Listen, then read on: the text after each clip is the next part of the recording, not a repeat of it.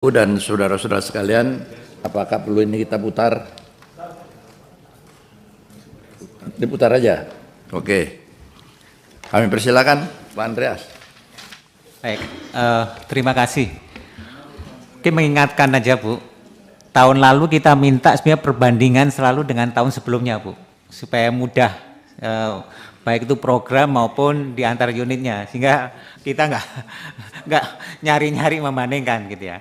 Terus kemudian saya juga kalau saya banding-bandingkan itu memang banyak sekali, ini banyak sebetulnya dibandingin tahun lalu, kalau saya nggak salah ngitung itu malah anggarannya turun nih. Nah ini mohon untuk penjelasan, seperti contohnya di program pengelolaan penerimaan negara, kalau tahun lalu 2,477 sekarang menjadi 2,38. Ya ini beberapa nih. Jadi tapi kemudian naiknya di mana nih? Apakah di BLU-nya yang naik dan seterusnya. Jadi kalau ada perbandingannya itu akan lebih mudah bagi kita untuk mentris. Kemudian yang kedua, ya itu mengenai penerimaan negara tadi Bu. Ini kita belum melihat nih ada program khusus untuk Direktorat Jenderal Bea Cukai yang sekarang ini menjadi banyak sorotan nih Bu. Kalau saya lihat masih belum kelihatan ya, hanya pelayanan komunikasi, edukasi, ekstensifikasi, karena kita lihat sebetulnya dengan model bisnis yang baru seperti bisnis online dan segala macam, kemudian juga dengan pendekatan yang berbeda, ini mungkin ya tentu ada satu katakanlah perubahan mendasar gitu Bu. Nah ini yang kita belum melihat nih nampak di dalam program ini. Terus yang ketiga itu yang tadi Bu, yang menaik yang terakhir itu slide tadi, antara pagu indikatif yang di sini ada halaman 30 nih Bu. Bagaimana menjelaskan supaya ini kita clear ya, terutama juga untuk publik. Programnya sendiri kalau kita lihat dari anggaran 53,195 itu dukungan manajemennya 50,4 triliun. Programnya sendiri nggak sampai 3 triliun, 2,nya. Bagaimana kita menjelaskannya itu? Ini seperti kalau di dalam perusahaan itu kan ada ini istilahnya itu yang fixed cost, ada yang ini mana yang sebetulnya itu fixed cost seperti gaji pegawai dan seterusnya, mana yang istilahnya itu di luar ini. Karena kalau tidak, ini kan jadi jadi istilahnya loh programnya sendiri kok cuma sekian triliun, dukungan manajemennya 50 gitu. Nah ini mungkin perlu ini kita menghargai mengenai transparansi ini, tapi kemudian bagaimana kita menjelaskannya dengan baik, sehingga dengan demikian seakan-akan yang istilahnya fixed cost-nya ini udah betul-betul udah sangat besar. Tentu ini akan menjadi yang tadi kalau dikatakan transformasinya Kementerian Keuangan, sejauh mana hal ini nanti ke depannya, sehingga dengan demikian kalau tadi ada balance scorecard segala macam, sebetulnya yang ideal itu bagaimana nih Bu? Karena tadi kan ada program digitalisasi segala macam, work from home segala macam. Nah, tentu ini akan menjadi pertanyaan. Terus yang terakhir adalah apakah di dalam anggaran ini sudah memasukkan kalau nantinya Kementerian Keuangan tahun depan beberapa unitnya pindah ke IKN Bu? Karena itu kan membutuhkan satu mobilitas tersendiri. Apakah di dalam anggaran ini sudah termasuk? Saya kira demikian pimpinan. Terima kasih.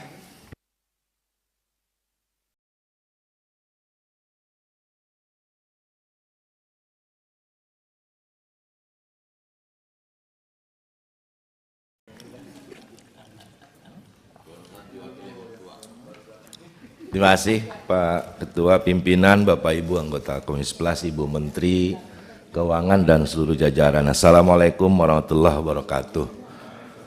Selamat siang, salam sejahtera untuk kita sekalian.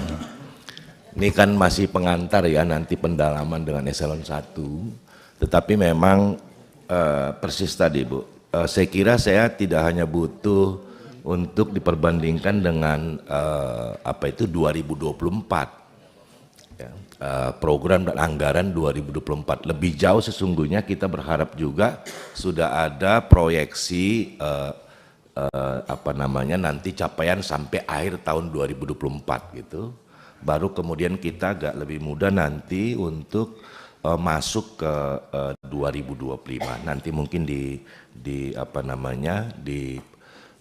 diskusi dengan eselon 1 minta ditambahkan datanya.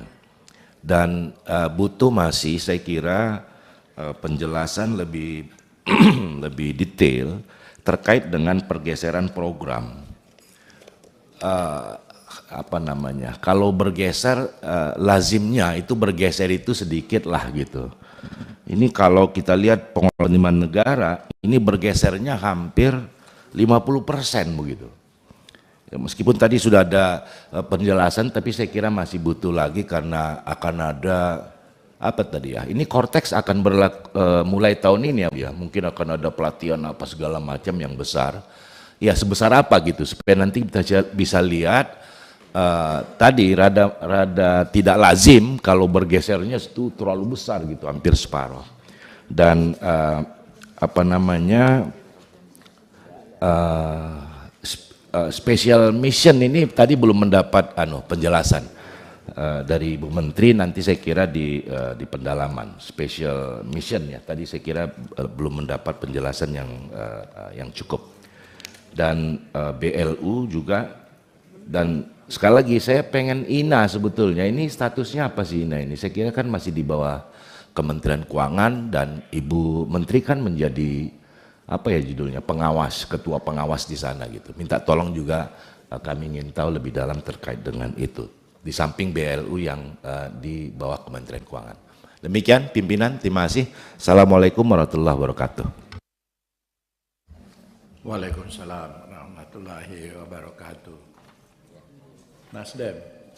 Boleh? Ya Pak, silakan Pak. Ya. Kalau ketua bilang boleh ngomong, kalau enggak ya udah kita ikut aja Pak. Kasih Pak Kahar yang baik hati, Pak Dolpi, Pak Ibu Menteri Keuangan, Pak Sekjen, Pak Dirjen, dan staf jajaran Menteri Keuangan. Pertama, saya mengapresiasi bahwa dari LHP, Laporan Pemeriksa Keuangan dari BPK, bahwa di akhir masa Ibu Sri Mulyani sudah 7 kali dapat WTP. Artinya ini juga apresiasi yang pertama kepada Kementerian Keuangan atas WTP yang diberikan kepada Kementerian Keuangan dari BPK. Cuma memang ada beberapa catatan di temuan BPK nih Bu yang mungkin harus segera ditindaklanjuti. Khusus kurang lebih ada 14 temuan Bu dari catatan kami. Memang yang sangat krusial itu yang kemarin diskusikan dengan Pak Dolpi adalah penyelesaian piutang negara, pemberian pinjaman tidak sesuai dengan optimal. Itu temuan yang sangat mencolok dari 14 temuan yang ada di BPK. Selain mungkin ada yang khusus yaitu masalah laporan keuangan kinerja pemerintah, penyelesaian permasalahan perpajakan, terus tata kelola pelaksanaan pre-funding dan mekanisme rekening penampungan akhir. Itu dari catatan-catatan yang ditemuan BPK, sehingga temuan BPK ini tidak berpengaruh kepada WTP yang ke-7 kali berturut-turut di bawah Menteri Ibu Sri Mulyani. Yang kedua, saya melihat Bu bahwa BLU ini mungkin di Kementerian Keuangan menjadi beban apa menjadi apa ya? Hampir 20% anggaran Kementerian Keuangan sebesar 53 triliun tadi, itu 20%-nya itu sekitar 10,37 triliun itu ada di BLU. Khusus BLU ini 7 BLU, ada LDKPI ini mungkin BLU yang baru Bu. Artinya kalau 6 BLU-nya sudah lama, paling banyak BLU ini BPDPKS. BPDPKS ini juga tujuan utamanya juga tidak kepada petani, tapi kan lebih kepada solarnya Bu. Nah ini nggak tahu kementeriannya undang-undangnya seperti apa, sehingga kita mendapat laporan, menurut saya mudaratnya lebih evaluasinya ke depan mungkin harus kita evaluasi, mungkin waktu di pendalaman kita evaluasi, tapi secara gambaran makro dengan anggaran 10,37 triliun ini hampir 20% dari anggaran Kementerian Keuangan ini tersedot ke BLU, kurang lebih ada 7 BLU tadi. Dan yang terakhir, saya mendukung dari kawan-kawan tadi Bu, di tahun 2024 dan 25 itu memang ada beberapa penggeseran. Artinya jangan sampai dukungan manajemen lebih tinggi daripada anggaran yang akan dikelola. Oleh sebab itu saya mendukung ada perbandingan karena ada perbedaan yang krusial. Anggaran Kementerian Keuangan ini dari 2024 kurang lebih 48 triliun, sekarang menjadi 53 triliun, kurang lebih 5 triliun naiknya. Kita tahu ada pergeseran seperti apa, harusnya ada perbandingan sehingga kita dapat gambaran secara umumnya. Terima kasih Pak Ketua. Lanjut, PKB. Terima kasih Ketua. Saya nggak punya catatan, tapi saya langsung aja Pak Ketua ini. Assalamualaikum warahmatullahi wabarakatuh. Yang saya hormati Ibu Menteri Keuangan, yang saya hormati teman-teman Komisi 11 dan beserta pimpinan Komisi 11. Pertama yang ingin saya sampaikan bahwa di tahun ini Kementerian Keuangan telah melakukan pekerjaan yang sangat luar biasa di tengah kondisi politik Indonesia yang sedang tahun ini ada pelaksanaan pemilu, tapi secara fundamental ekonomi negara kita masih sangat baik sekalipun harga rupiah jatuh di angka 16.000. Namun demikian dari sisi pertumbuhan dan lain-lain itu sangat baik. Saya kira itu tidak lepas dari kinerja Kementerian Keuangan yang mengelola hal-hal tersebut. Nah, saya harap juga di tahun depan kinerja Kementerian Keuangan juga semakin baik dengan anggaran yang lebih efisien. Saya kira demikian saja pimpinan. Terima kasih banyak. Terima kasih. Lanjut. Demokrat. Konsolidasi. Jatah belum jelas. PKS. Terima kasih Ketua. Assalamualaikum warahmatullahi wabarakatuh. Ibu Menteri beserta seluruh jajaran yang kami hormati, pimpinan komisi yang terhormat dan kawan-kawan Komisi 11. Dua hal tadi menguatkan apa yang disampaikan Pak Fauzi tentang BLU, 20% dari anggarannya Kementerian Keuangan. Tapi tadi penjelasannya kurang bagi kami gitu, karena yang 20% itu 90% kan hanya untuk dua saja, BPD PKS dan LPDP. Yang lainnya, yang 5 lagi itu sebenarnya hanya kecil-kecil, jadi perlu penjelasan karena BPD PKS ini bagi masyarakat terutama di kalangan petani sawit ini menjadi harapan bagi mereka, tapi ternyata kan lebih kepada program pengadaan solar, jadi perlu penjelasan terkait masalah penggunaan yang 90% BLU ini untuk 2 BLU. Yang kedua,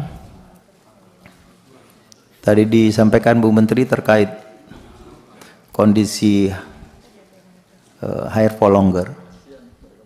Bagi kami di masyarakat, di rakyat, yang paling terpukul inflasinya terutama di sektor pangan yang paling tinggi. Nah, kami tidak melihat kira-kira program dari kementerian ini yang langsung bisa membantu masyarakat yang terpukul dengan keadaan higher for longer itu. Barang-barang naik, kesempatan untuk meningkatkan pendapatannya sangat kecil. Jadi perlu penjelasan Bu Menteri. Terima kasih. Assalamualaikum warahmatullahi wabarakatuh. Terima kasih. Wassalamualaikum warahmatullahi wabarakatuh. PKS, sudah PKS? PAN? Belum jelas, Menteri? Ya 5. Gimana Pak Gus? Kursinya PAN.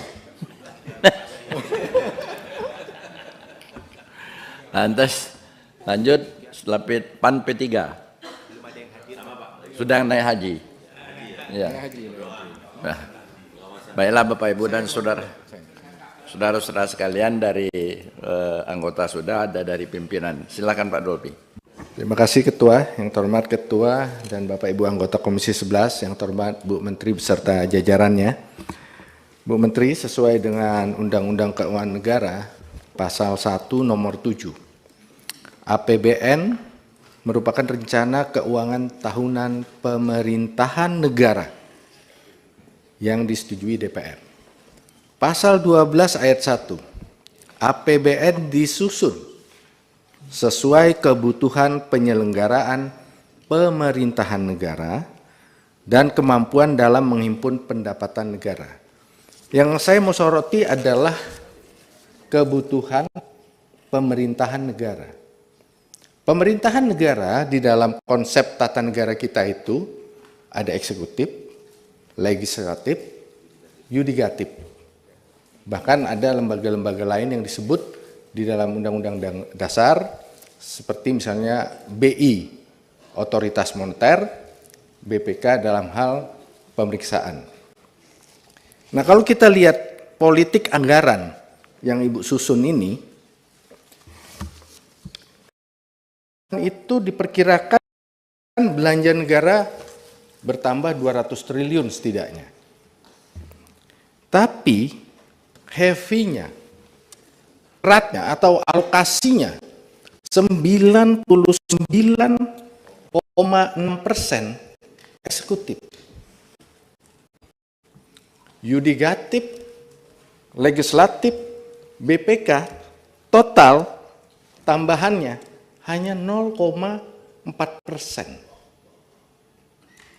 Nah, ini ke depan ini harus dipertimbangkan juga dari Kementerian Keuangan, pemberdayaan aparatur negara kita dalam hal penyelenggaraan pemerintahan negara.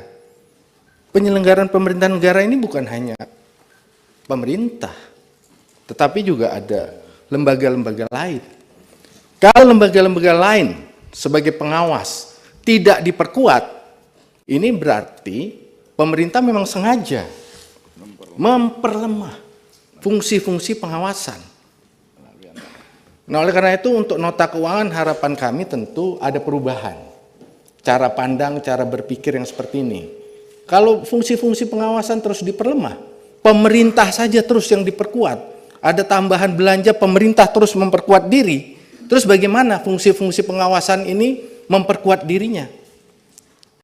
Otomatis, program-program otomatis kan nggak bisa. Jadi mohon ini diperhatikan Bu Menteri ke depan. Jangan hanya memperkuat diri pemerintah saja. Bahwa di Undang-Undang Keuangan Negara disebutkan APBN itu bukan untuk pemerintah, tapi penyelenggaraan pemerintahan negara. Pemerintahan negara itu ya tadi itu yang saya sebut. Nah, yang kedua, nanti agar di dalam pembahasan bersama Eselon 1 disampaikan juga mana program-program yang menjadi inisiatif baru. Sehingga kita tahu ini program reguler dan program inisiatif baru. Kan kita nggak tahu Menteri besok itu dengan program inisiatif baru ini masih setuju atau tidak.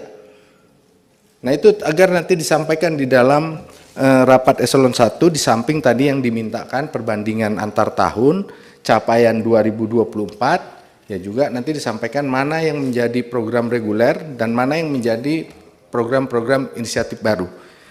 Demikian Pak Ketua, terima kasih waktunya. Terima kasih Pak Dolpi. Yang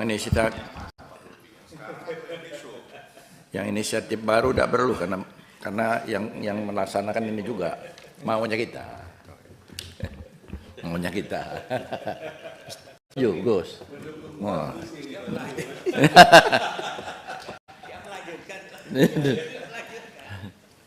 Baiklah Bapak Ibu dan saudara-saudara sekalian, itu beberapa pertanyaan, saran, dan usulan.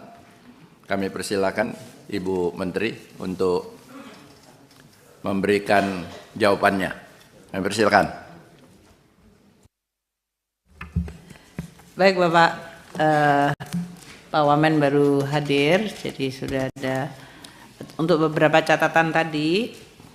Pertama, untuk tabel perbandingan nanti kami sampaikan Pak Andreas, dan tadi juga Gus Irawan menanyakan untuk perbandingannya untuk masing-masing. Pertama unit eselon 1 dan tadi program, karena programnya seperti pendapatan negara, belanja negara, kemudian PP perbendaraan kekayaan negara dan resiko, serta Dukman untuk termasuk tadi yang disampaikan oleh Pak Dolfi mengenai program reguler dan program inisiatif.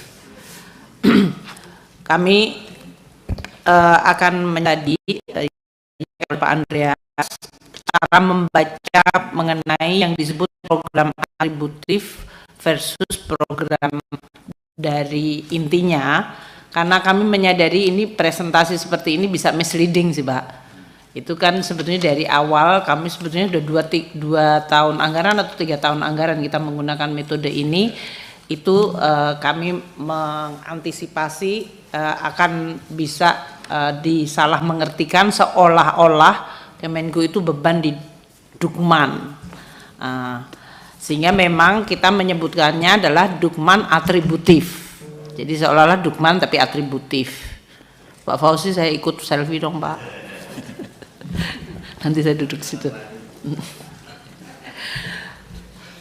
Nah, oleh karena itu Pak Andreas, kami sampaikan juga bahwa mungkin tidak seperti korporasi, tapi kalau korporasi kan kita juga bisa melakukan sentralisasi dari fungsi-fungsi korporat, sehingga tidak masing-masing memiliki fungsi sendiri-sendiri, katakanlah marketing sendiri, production sendiri, kemudian keuangan sendiri, jadi mereka bisa mencentralize. Nah, untuk ini kita juga sama. Kalau ini adalah suatu manajemen yang kita sebutkan tadi share services. Jadi dulu mungkin Pak Andreas ingat tahun lalu saya sampaikan bayar gaji dulu itu masing-masing unit eselon 1 memanage sendiri-sendiri. Sehingga kita punya jumlah orang kalau tidak sampai, kalau salah sampai sebanyak satker itu berarti sampai 1000. Ada 67 satker yang ngurusin gaji itu masing-masing. Nah, dengan adanya sekarang share services, decentralized dan by system, kita itu bisa motong kalau nggak salah tinggal 200 ya Pak ya. Kalau nggak salah 200 berapa 30, mungkin bisa dilihat Pak Sekjen, nanti Pak Sekjen, kayaknya Pak Sekjen ini lagi kebanyakan bahan jadi bingung yang mana yang mau disampaikan. Nanti kalau pas Dukman 53 triliun mungkin ya besok mulai, nanti malam mulai membuat PR-nya. Tapi ini saya ingat banget karena tahun lalu kami menggunakan contoh itu. Jadi share service seperti pembayaran gaji yang tadinya dilakukan oleh masing-masing unit eselon 1 dengan diversifikasi seperti pajak yang paling besar, bea cukai, kemudian perbendaraan yang jumlah stafnya banyak, tapi kemudian yang lain kita sekarang centralize menjadi satu sistem. Ini juga kemudian mengurangi jumlah orang dan juga kemudian menimbulkan efisiensi. Demikian juga waktu procurement, pengadaan laptop dan yang lain-lain itu kita centralize, sehingga ini juga bisa mendapatkan bargain yang jauh lebih bagus. Kemudian untuk berbagai nota dinas kita sekarang sudah tidak melakukan sendiri-sendiri juga Pak Andreas, sehingga itu semuanya adalah tersistem. Kita hampir sudah mesin fotokopi masih ada sih, tidak hilang semuanya, tapi hampir udah nggak ada. Dan hampir semua dulu kalau bapak-bapak sering lihat saya bawa tas isinya dokumen-dokumen, ini sekarang jarang sekali, semuanya sudah elektronik. Dan dengan adanya kita sekarang electronic signature juga sudah di-approve BSSN, maka kita sekarang hampir semuanya sudah dalam bentuk elektronik digital. Ini semuanya yang perubahan yang sangat besar yang kemudian menimbulkan makin keinginan untuk membuat sinergi itu dengan dukungan manajemen yang makin services dan yang servisnya makin bisa dipastikan dan tidak tergantung pada unit masing-masing. Itu satu. Sehingga kalau kita lihat alokasi anggarannya itu nampaknya menjadi kecil karena banyak tadi seperti penggajian, kemudian masalah IT sistem core, itu kan yang sebetulnya adalah infrastruktur besarnya dari Kemenku, adalah di orangnya dan sistem yang menopangnya. Itu menjadi namanya Dukman. Nama supaya tidak menimbulkan persepsi bahwa ini seolah-olah di kesekjenan saja yang gede, maka kita kemudian ini Dukmen tapi diatribusikan untuk fungsi-fungsi tersebut. Sehingga mungkin bacanya tetap Pak Andreas adalah yang tadi total anggaran yang dibutuhkan.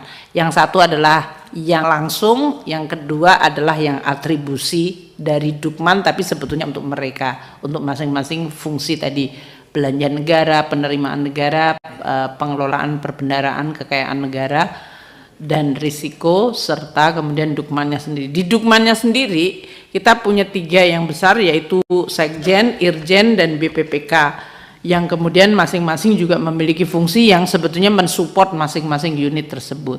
Itu mungkin yang, tapi nanti saya bisa memahami, dan ini masih menjadi PR kita untuk bisa menunjukkan bagaimana sebetulnya alokasi anggaran dikaitkan dengan tugas, fungsi, dan responsibility yang besar. Untuk Pak Ketua, sebelum pindah masih soal atribusi, ingin klarifikasi lagi Bu Menteri. Jadi dengan konsep atribusi ini, itu semakin besar kontribusi atribusinya itu kinerjanya lebih baik, atau kalau atribusinya kecil, kinerjanya baik. Itu untuk ukuran kinerjanya itu bagaimana? Atribusi yang paling besar yang paling baik atau bagaimana? kalau unitnya besar, share service-nya besar, ya atribusinya akan otomatis besar. Karena kan sebetulnya di situ juga ada unit cost dari masing-masing orangnya, tapi juga investasi sistem Pak Dolfi. Seperti Cortex ini kan cukup besar, tapi dia multi years ya dalam hal ini. CISA itu relatifnya bisa dikonten di dalam bea cukai, tapi juga kita lihat dia membutuhkan. Biar singkat misalnya begini Bu, anggaran 2025 53 triliun. Saya total atribusinya itu 43 triliun atau 81% itu fungsi atribusi. Nah, kalau 81% ini jadi 90% itu artinya kinerjanya baik atau bagaimana? Maksudnya itu? Mungkin kita belum menghitung korelasi seperti itu, tapi lebih karena sibuk untuk melabelisasi atau mengassign masihnya Pak. Jadi mungkin mohon maaf Pak Dolfi, tapi ini pertanyaan bagus. Kami akan coba untuk lihat, karena bagus untuk selalu melihat apakah ini korelasi dengan KPI, korelasi dengan komplikasi fungsi yang mereka hadapi. Karena seperti tadi saya juga melihat beberapa itu seperti DJPPR itu kecil tapi dia memiliki atribusi yang sangat besar karena dia bukannya mengelola isu-isu utang tapi mengelola risikonya. Jadi tapi pertanyaan Pak Dolfi itu selalu menambah kita makin pinter Pak, terus terang, karena pertanyaan Pak Dolfi itu selalu sangat tajam dan substantif gitu untuk itu. Jadi kami membuat sekjen kita juga makin pinter. Artinya deg-degan katanya Pak, dia nggak bisa tidur. Tapi memang pertanyaannya memang harus gitu, analytical terhadap kinerja organisasi. Kan tadi kami menyampaikan KPI, kemudian output kegiatan versus assignment terhadap angka. Itu saya selalu mengatakan sama teman-teman Kemenku yang katanya punya data analitik banyak, yang buat analisa gitu. Nah, permintaan Pak Dolfi itu membuat kita makin bisa dipacu untuk membuat berbagai analisa-analisa mengenai tadi hubungan antara kinerja organisasi, anggarannya, jumlah SDM-nya, dan bagaimana atribusi di masing-masing tersebut. Tapi ini PR, tolong Pak Sekjen ditulis Pak Sekjen, di komputernya jangan di sini nanti hilang. Ya. Pimpinan. Ya sekalian aja Bu, tadi kan disebutkan sebetulnya salah satu indikator itu adalah berapa aktivitas itu seperti misalnya pembayaran gaji sebelum ada share services dan sesudah ada share services, itu yang paling mudah untuk membandingkannya. Ya, kalau jadi, itu bisa Pak, kami ada. Seingat saya tahun lalu ada, tapi tahun ini kita sebetulnya lagi seneng karena formatnya ini rada dibuat lebih mature, tapi kemudian beberapa risiko yang basic tahun-tahun lalu jadi tidak terikutkan. Nanti kami akan untuk pendalaman kami akan sampaikan Pak Andreas. Kalau yang itu ada banget karena memang itu yang menjadi salah satu. Pak Ketua, saya mau tambah juga satu Pak, biar pesan aja ini sekalian. Ada enggak ya, saya agak mengganggu memang dengan istilah-istilah ini dukungan manajemen gitu kan. Ya tapi ternyata anggarannya banyaknya di dukungan itu gitu. Padahal kalau disebut dukungan, nah kemarin saya mau maju lagi, saya maju lagi lo bro, DPR RI, oh kita dukung ketua katanya, ya kan? Apa dukungannya? Ya ada kita kafe itu, bolehlah pakai hallnya katanya, ya kan? Oh baguslah, nanti kita mau pakai, rupanya bukan free, kita diskon katanya. Nah, itu dukungan udah itu gitu. Nah maksud saya, maksud saya akuntan Bu, kalau udah nggak dapat di mana-mana itu di dukungan, di lain-lain gitu. Biaya lain-lain, pendapatan lain-lain gitu, itu kan dukungan. Nah itu adalah angka-angka yang kecil gitu, tapi ini terbesarnya di situ, pindah dari penerimaan negara separuh berkurang pindah ke dukungan gitu. Saya nggak tahu kalau ada apa, biar aja beban Pak Sekjen lagi Bu, kita tambah cari istilah yang yang lebih make sense gitu loh Pak. Masih.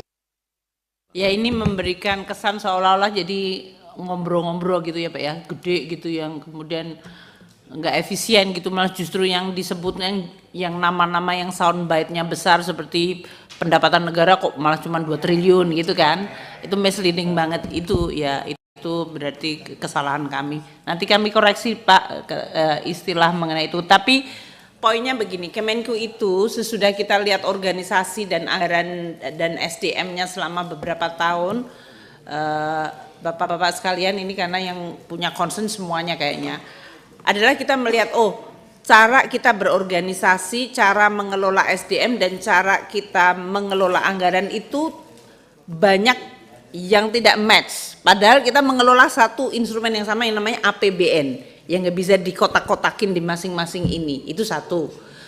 Dengan pembelajaran itu makanya kita kemudian meredesain cara kita, karena organisasi dan SDM itu tingkah laku dan kinerjanya sangat tergantung dari underlying insentifnya. Kalau insentifnya masih dibuat kotak-kotak kecil tergantung dari satker, bahkan tidak unit eselon 1 Pak Gus Irawan, tapi satkernya yang menentukan kamu boleh ngapain, kamu ngapain. Ini kita kehilangan narasi besarnya, kehilangan tujuan besarnya. Nah ini yang kita coba kemudian reorganize. Salah satu kekuatan Kemenku karena kita udah punya balance scorecard, jadi ini mendisiplinkan cara berpikir kita. Kita tuh sebetulnya mau ngapain? Mengelola ekonomi menggunakan instrumen APBN. APBN, keuangan negara, ada penerimaan, belanja, kemudian perbendaharaan risiko kekayaan negara. Jadi 3 fungsi besar ini dalam mengelola APBN harus bagaimana supaya mereka bisa berfungsi. Ini yang kemudian kita memutuskan. Tadinya kan masing-masing kotak-kotak sendiri-sendiri sehingga insentifnya mereka tergantung si bohir yang membayar di sini, bukan pada tujuan besarnya. Kita kemudian konsolidasikan, makanya Bapak-bapak, Pak Andreas, Pak Gus Irawan, Pak Dolfi dalam hal ini, kita kemudian mengintegrasikan SDM itu menjadi satu centralized. Waktu itu makanya kita bisa melakukan berbagai efisiensi. Nah karena decentralized itu seperti tadi, dari mulai absen, dari mulai itu sehingga dari Irjen, kemudian Sekjen dengan sekretaris masing-masing unit eselon 1. Kan tadinya kan unit eselon 1 sekretaris jenderalnya itulah yang menjadi megang organisasi, anggaran dan SDM di masing-masing unit eselon 1.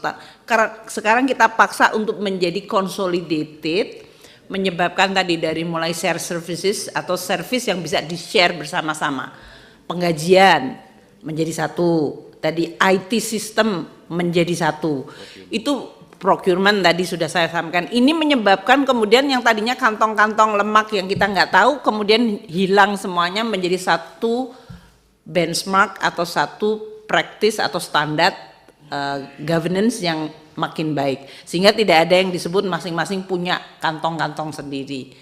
Namun kita juga paham bahwa Kemenku itu gede sekali Pak, di masing-masing daerah juga diversity-nya banyak, jadi tetap kita memberikan keleluasaan. Namun umpamanya kita mengatakan anak-anak yang harus ditugaskan di daerah terpencil, ini bukan punishment, itu adalah bagian dari rotasi pengayaan, sehingga tidak ada stigma Pak. Kalau saya ditaruh di daerah ini, oh berarti kamu jelek. Enggak ada daerah jelek, enggak ada tugas yang jelek. semua tugas di Kemenko adalah baik. Ini menimbulkan motivasi yang beda sama sekali Pak, termasuk kita reward kalau mereka harus pulang ke home base membutuhkan lebih banyak waktu untuk cuti, ya mereka nggak boleh dipaniskan seolah-olah menjadi punishment Pak. Kalau dia di daerah yang remote, yang dia harus jalannya itu sampai 2,5 hari sampai rumahnya, kan berarti cutinya dia hilang 2,5 hari hanya untuk jalan. Nah hal-hal kayak gini kita perhatikan sampai detail untuk mewujudkan yang disebut Indonesia Satu itu tadi, sehingga jangan sampai ada oh ini daerah buangan, ini fungsi buangan, ini daerah parkiran, nggak boleh kayak gitu Pak, karena semua tugas adalah penting. Nah ini menimbulkan konsekuensi tadi SDM kita dan IT kita menjadi lebih consolidated. Nah namanya kita sebutnya dukungan manajemen, ya itu mungkin menjadi mempersepsikan kok kayaknya kok tebel banget dukungan manajemen. Padahal ini memang adalah the whole core dari unit itu adalah dukungan manajemen tadi. Kami nanti coba cari bubur merah putih lagi untuk ganti nama Pak supaya lebih cocok, supaya sesuai dengan yang selamatan atau Bu Menteri sekalian ya, Bu Menteri. Tapi tujuannya itu nanti namanya. Iya Pak. Ini nomenklatur program ini siapa yang buat? Karena kalau saya lihat di setiap kementerian, ini kan ada program dukungan manajemen. Dan alokasinya rata-rata di atas 50%. Semua masuk di situ. Misal contoh LHK, ada 6 program. Mulai dari program pendidikan pelatihan vokasi, program kualitas lingkungan hidup, bla bla bla, sampai program Dukman. Ya isinya 50%. Dari total anggarannya. Jadi program-program yang lain kecil. Nah, maksud saya ini yang membuat nomenklatur ini siapa? Sehingga kementerian lembaga harus ikutin pengisian nomenklatur yang seperti ini. Yang kalau kita bedah, jadinya kok untuk birokrasi semua ini. Anggaran kementerian lembaga. Untuk program-program yang kelompok penerima manfaatnya rakyat malah kecil. Tapi kelompok penerima manfaatnya birokrasi 50% lebih. Seperti di keuangan sudah lebih dari 50%. Di tempat lain rata-rata di atas 50%. Nah oleh karena itu perbaikan nomenklatur ini yang diperlukan. Supaya yang Ibu bilang tadi spending betternya terjadi. Bukan better spending yang terjadi Bu. Kan selama ini kesannya better spending. Lebih baik belanja daripada spending better.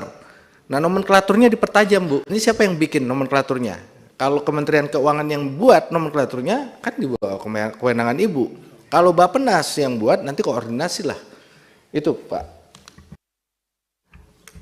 Pak Dolfi saya setuju karena kita sebetulnya kalau dari sistem penganggaran dulu saya bahkan membuat 5 orang untuk menggodok dan melakukan dulu itu Pak Dolfi kalau masih ingat di 2016, 17, 18 kalau nggak salah. Kalau saya ke sini BA15 itu unit eselon 1 ya terkotak-kotak. Dan program itu ya berdasarkan nama unit eselon 1. Makanya Kemenku dulu ada program pendapatan negara pajak, program pendapatan negara bea cukai, program pendapatan PNBP, kemudian belanja negara pusat, BUN, kemudian kekayaan negara. Itu masing-masing programnya udah terkotak-kotak Pak Dolfi. Seolah-olah memang menunjukkan kepada fungsi dan itu bermanfaat. Kalau Kemenku kan memang tujuannya mungkin berbeda dengan kalau lembaga seperti Kementerian Sosial yang langsung berhubungan dengan masyarakat. Tapi tetap itu seolah-olah memberikan pandangan oh kita fokusnya adalah pada fungsi itu. Namun ternyata behavior dari anggarannya kan menjadi berbeda.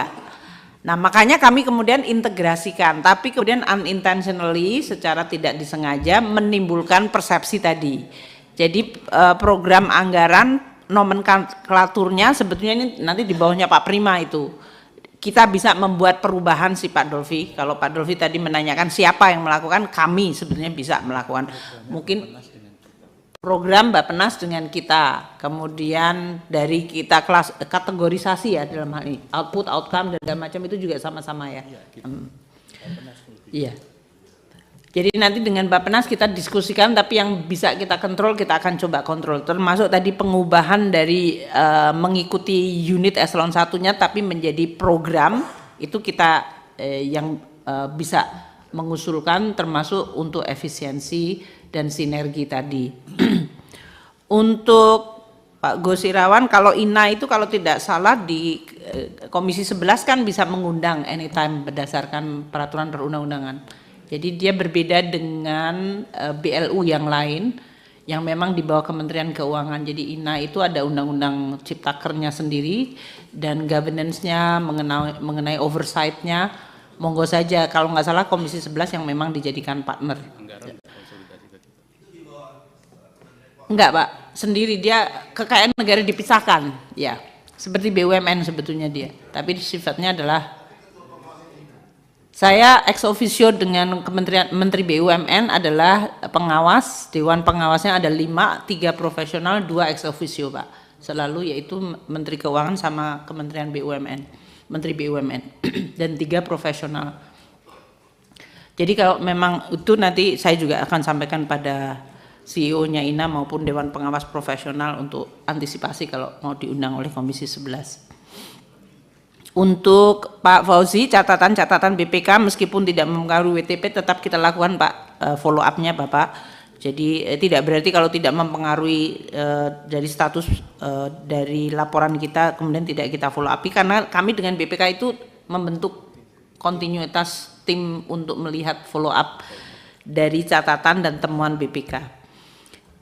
Untuk BLU tadi Pak Fauzi yang belum kenal maka tidak sayang, LDKPI Pak Tor, mana Pak Tor? Nah itu berdiri. Yang kemarin mengirim vaksin untuk Afghanistan, kita mengirimkan untuk Nigeria, kemudian bantuan untuk Palestina, itu kemarin kita menggunakan itu Pak. Jadi ada dana abadi, kita taruh di situ, dikelola, oversight-nya Kemenlu dan kami, kemudian program-programnya untuk diplomasi apa saja untuk tahun ini. Kalau ada bencana di suatu negara yang menimbulkan tragedi kemanusiaan, terus Bapak Presiden mau membantu, biasanya kita juga sampaikan. Untuk BPDPKS tadi karena beberapa menanyakan itu, di sini juga ada Pak Edi ya, Pak Edi Abdurrahman. Oh Pak Edi ada, nanti mungkin bisa disampaikan mengenai program-programnya.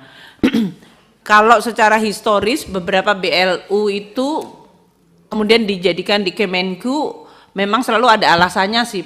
Bapak-bapak sekalian, Pak Fauzi nanya, kemudian tadi Pak Hidayatullah ya menanyakan, seperti BPDPKS kan mengumpulkan dana dari para pelaku sawit yang di dalam waktu itu tidak ditemukan formula yang dianggap bisa disepakati dan disetujui atau dipercaya oleh yang lain, mereka kemudian membentuk ya udah dibikinkan BLU, dititipkan Kemenku saja, karena kita sebagai bendahara negara mungkin dianggap bisa lebih di atas semua golongan istilahnya kayak gitu, sehingga kemudian kita sebagai induk dari BLU-nya, tapi sebetulnya governance seperti policy, kemudian bagaimana prioritas dari masing-masing itu selalu ada KL terkaitnya Pak. Kalau BPDPKS bahkan Menko Perekonomian dengan beberapa kementerian masuk di situ. Kami lebih kepada tata kelola BLU dan keuangannya.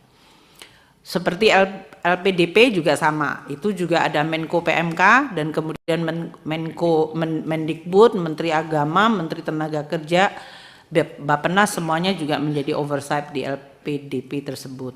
Jadi kami lebih kepada make sure, meyakinkan bahwa dananya dan tata kelolanya itu dilakukan dengan baik. Mungkin itu tadi untuk beberapa yang sampaikan program reguler dan inisiatif baru nanti kami sampaikan. Pimpinan.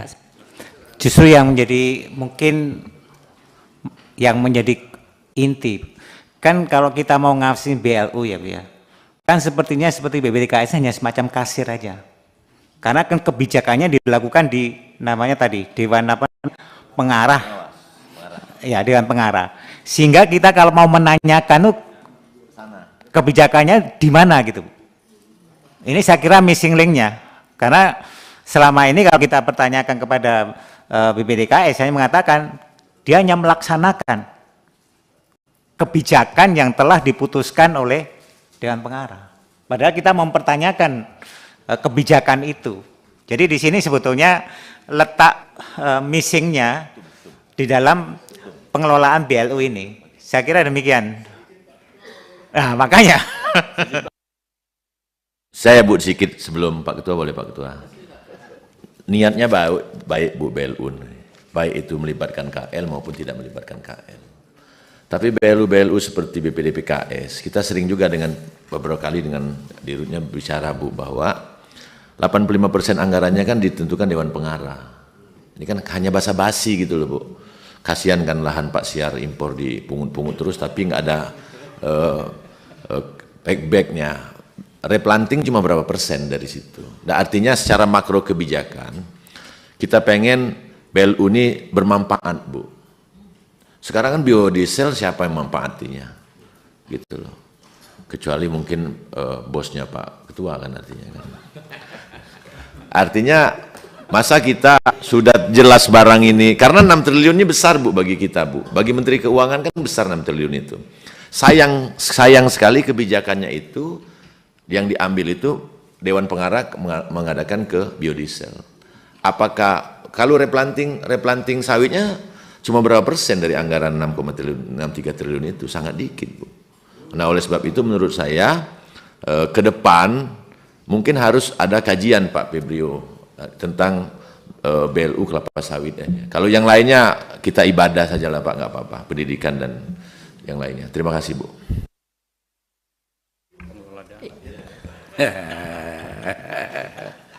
Masih ada? Nggak ada? Jadi kalau seperti BPDPKS Pak, untuk replanting itu kan ada targetnya. Waktu itu juga kita selalu juga ikut monitor dengan Dewan Pengawas. Eksekusinya, Dewan Pengarah. Cuman eksekusinya ternyata juga banyak menghadapi kendala juga Pak. Artinya replanting itu tidak hanya masalah anggarannya, tapi juga masalah petaninya di mana, lahannya di mana dan seperti itu. Tapi kami mungkin nanti akan sampaikan untuk saya pada level menteri Pak Edi juga bisa sampaikan kepada Dewan Pengawas mengenai aspirasi mengenai replanting ini. Demikian Pak. Baiklah Bapak Ibu dan saudara-saudara sekalian, saya kira tadi kita sudah sepakat karena ini anggaran kita bicara soal angka, tapi sudah kemana-mana ini. Tapi enggak apa-apa.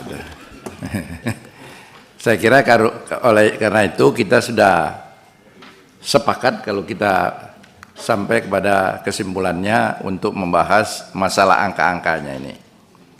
Kalau sepakat kita akan lanjutkan dengan eselon 1 gitu. Pendalamannya. Bagaimana, sepakat atau tidak? Karena sudah dijadwalkan pendalamannya. Angkanya sudah ada, didalami di eselon 1 masing-masing. Setuju? Setuju. Karena sudah setuju, ya rapat kita bisa akhiri.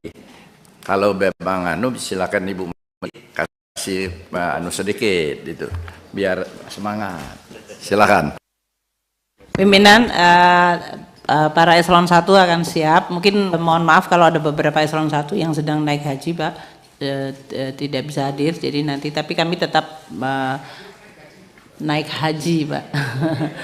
Naik haji, sedang naik haji. Iya. Pak Rio tidak naik haji, tapi dia ada acara dinas ke, ya. Pak Rio untuk climate change, Pak Suryo sama Pak Ion dari pajak sedang naik haji. Jadi mungkin kalau ada beberapa, tapi kami sudah meminta kepada para eselon 1-nya untuk menyiapkan, jadi pendalaman tetap bisa dilakukan secara baik.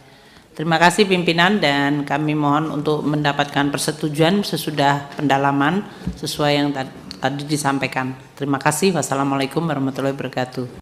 Waalaikumsalam warahmatullahi wabarakatuh. Jadi Bapak Ibu, saudara-saudara sekalian, sesuai dengan jadwal, pendalaman terhadap usulan akan dilakukan dengan eselon 1 masing-masing.